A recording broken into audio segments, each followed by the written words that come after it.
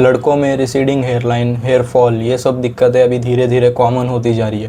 पहले के ज़माने में जहाँ पर ये सारी दिक्कतें टिपिकली एक आदमी जब 30 ईयर्स का हो जाता था या 40 ईयर्स का या शायद उससे भी ज़्यादा होता था, तब जाके उसको ये सारे साइंस दिखते थे या ये सारे प्रॉब्लम्स फेस होते थे।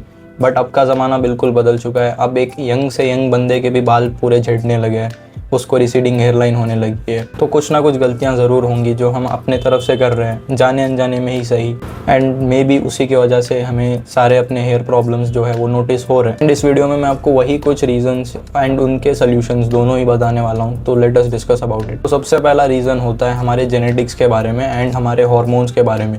अगर आपके पापा को या दादा को बहुत जल्दी रिसीडिंग हेयरलाइन होने लगा था या हेयर फॉल होने लगा था, तो वो बहुत कॉमन है कि आपके साथ भी वो वेरी यंग एज में होने वाला है। एंड हार्मोन्स में एक DHT नाम का हार्मोन होता है, अगर वो आपके बॉडी में ज़्यादा हो जाता है तो इसकी वजह से भी हमें ज़्यादातर हेयर फॉल वगैरह की इश्यूज़ होने लगती है। नेक्स्ट रीज़न है स्ट्रेस के बारे में। अभी के ज़माने में अगर कोई बंदा लाइक 30 ईयर्स 40 ईयर्स का है तो उसको फाइनेंशियल स्ट्रेस होता है, उसको अपने काम का स्ट्रेस होता है। एंड वही अगर टीनेजर्स की बात कर ले तो उसको एग्ज़ाम वगैरह की स्ट्रेस, फिर कॉलेज का स्ट्रेस, ये सब होता है। तो इतने सारे स्ट्रेस के बीच में ये हार्मोन्स बिगड़ सकते हैं एंड इसी की वजह से आपको हेयर प्रॉब्लम्स भी हो सकते हैं। एंड ये स्ट्रेस और ज़्यादा बढ़ जाता है अगर आप अपनी अच्छे से नींद पूरी नहीं करते हो। लाइक एटलीस्ट आप 8 घंटे दिन के नहीं सोते हो, तो वो भी आपके स्ट्रेस को और ज़्यादा बढ़ा सकता है। साथ ही साथ हमारा डाइट भी हमारा इतना बेकार होता है जिसमें ऑलमोस्ट ना के बराबर प्रोटीन होती है। एंड विटामिन्स मिनरल्स के तो मैं क्या ही बात करूं। विटामिन से एक और चीज़ याद आया कि विटामिन D की डेफिशिएंसी। हम लोग अभी धूप में उतना रहते ही नहीं है कि हमारे बॉडी में sufficient amount of vitamin D मिले।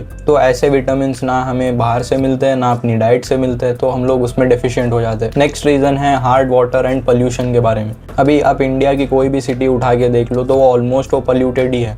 इतना सारा पोल्यूशन हवा में है, पानी इतना हार्ड वाटर आता है। एंड लास्ट चीज़ है अबाउट दी हेयर प्रोडक्ट्स। हम लोगों ने अभी इतने सारे हेयर प्रोडक्ट्स लगाने चालू कर दिए कि क्या बताऊँ। Shampoo, conditioner, hair wax, hair gel, hair dryer, जब इतने सारे चीज़ें लगाओगे तो बाल ज़रूर डैमेज होंगे ही, क्योंकि आपको कोई आइडिया नहीं होगा कि उसमें कितने सारे हार्मफुल केमिकल्स होंगे या कितने सारे ऐसे चीज़ें होंगे जो आपके बालों के लिए बहुत बेकार चीज़ है। एंड इन चीज़ों को अगर आप डेली यूज़ करने लगते हो तो फिर तो ख़त्म ही है। तो ये तो कुछ रीजंस हो गए जो हमारे बालों को डैमेज करता है एंड हमें हेयर रिलेटेड प्रॉब्लम्स देता है। नेक्स्ट है अभी इनको क्यों आपको फिक्स करना चाहिए। आपके हेयर फॉलिकल्स परमानेंटली भी श्रिंक हो सकते हैं। अगर परमानेंटली श्रिंक हो गए तो ये रिवर्स नहीं हो सकते। नेक्स्ट चीज़ है अगर आप अर्ली स्टेज में ही इन सब का ध्यान देने लग जाते हो, इन सब की थोड़ी केयर करने लगते हो, तो आप आराम से अपने बालों को वापस हेल्दी बना सकते हो। एंड लास्ट स्टेज आपके पास बचती है। अगर आप अभी इन चीज़ों पे ध्यान नहीं देते हो, आपके बाल वगैरह झड़ जाते हैं, देन आपके पास एक ही ऑप्शन बचता है, दैट इज़ हेयर ट्रांसप्लांट, जो कि काफ़ी महंगा भी होता है। अभी इसको अर्ली स्टेज में फिक्स कैसे करना है वो भी डिस्कस कर लेते हैं। सबसे पहले आपको अपने डाइट को फिक्स करना है। एटलीस्ट आपको अपने बॉडी वेट जितना प्रोटीन हर दिन कंज्यूम करना है। सपोज आप एक 70 kg के बंदे हो तो आपको 70 ग्राम्स ऑफ प्रोटीन हर दिन खाना ही है। अगर आपको अपने डाइट में प्रोटीन इंक्रीज करना है तो प्रोटीन रिच खाना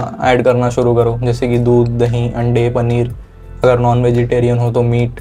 इन सब में ज़्यादा प्रोटीन पाया जाता है तो आपकी प्रोटीन का जो एवरीडे गोल होता है वो इजीली पूरा हो सकता है। प्रोटीन तो आपके बॉडी के लिए इंपॉर्टेंट है ही, साथ ही साथ काफ़ी सारे विटामिन एंड मिनरल्स भी आपके बॉडी के लिए इंपॉर्टेंट है, जैसे कि जिंक, आयरन, मैग्नीशियम। आप इन सब चीज़ों को अपने पहले डाइट से फिक्स करने की ट्राई करो। जितना ज़्यादा हो सके उतना वो डाइट से ही पूरा करने की कोशिश करो।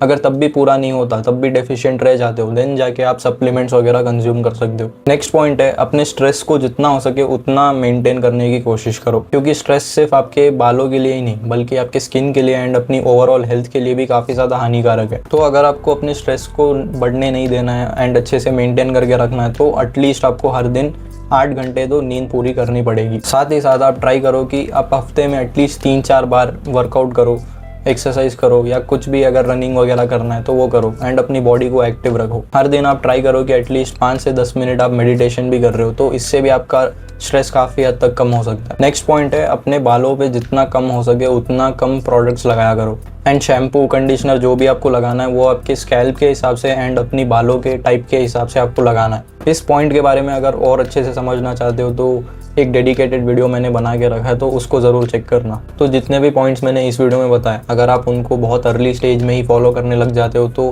There is a very high chance कि आप अपने बालों को झड़ने से बचा लो एंड अपने हेयरलाइन को रिसीड होने से बचा लो। तो यही थे कुछ पॉइंट्स जो मैं आपको बताना चाहता था एंड मैं मिलता हूँ आपसे नेक्स्ट वीडियो में। Till then keep improving.